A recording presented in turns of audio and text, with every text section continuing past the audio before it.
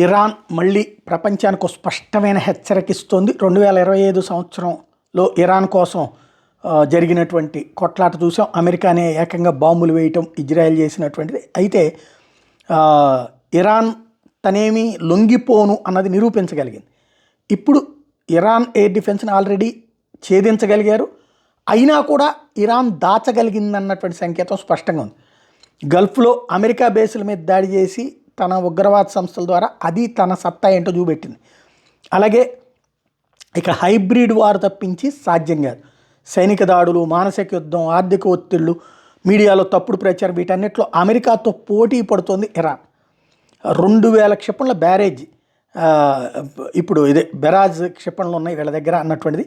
ఇజ్రాయెల్కి సంబంధించి భారీ ఎత్తున దెబ్బ కొట్టగలగడం కూడా ఇరాన్ ఇప్పుడు ఒక రకమైన సంకేతం ఇస్తోంది, తమ జోలికి వస్తే ప్రమాదం అని. అందుకనినే ఇప్పుడు ఇజ్రాయెల్ తొందరగా తేల్చాల్సింది ఇది అమెరికా. ఇజ్రాయెల్కి పూర్తి స్వేచ్ఛ ఇచ్చి ఇరాన్ని ఇప్పుడే లేపడమా, లేకపోతే శాంతం సైలెంట్ కూర్చోవడం అన్నది.